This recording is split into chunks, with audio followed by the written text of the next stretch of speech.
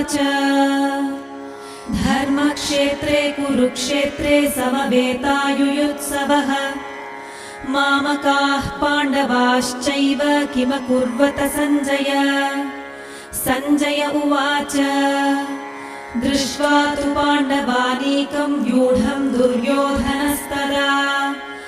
आचार्यमुपसङ्गम्य राजा वचनमब्रवीत्